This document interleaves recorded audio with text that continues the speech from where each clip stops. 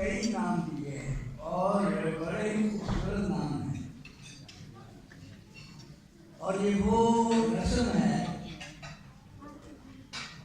کہ اس رسم کو دیکھنے کے لیے اپنے ہاتھوں سے اس رسم کو نبھانے کے لیے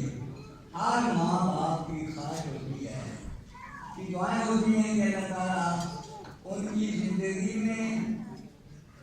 وہ دن لائے کہ جب وہ اپنی آنکھوں سے اپنے بچوں کی اس خوشی کو دیکھ سکیں۔ اور اس لحاظ سے میں بچی عظیم اور بچے عظیم کے والدین جو کہ میرے انتہائی دوست ہیں، میں انہیں مبارکباد دیتا ہوں کہ اللہ تعالیٰ نے انہیں یہ موقع عطا کیا کہ آج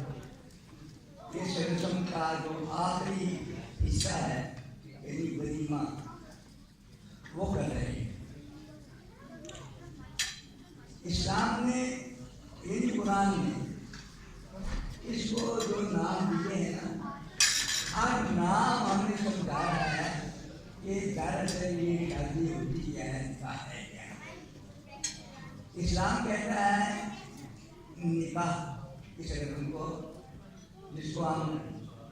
بیاہ کہتے ہیں پنجابی والے، قرآن جس کو نکاح کہتا ہے، اور نکاح کے معنی ہے مضبوط گرا، یعنی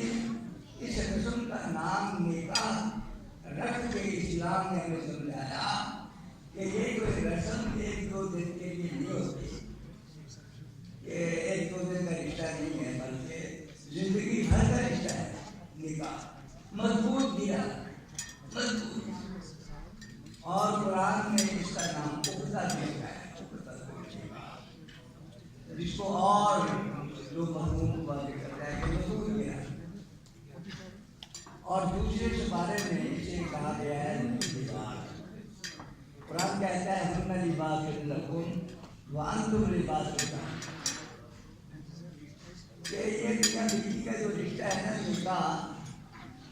یہ میاں بیوی کے لیے لباس ہے۔ دھیان سے یہ دو تین منٹ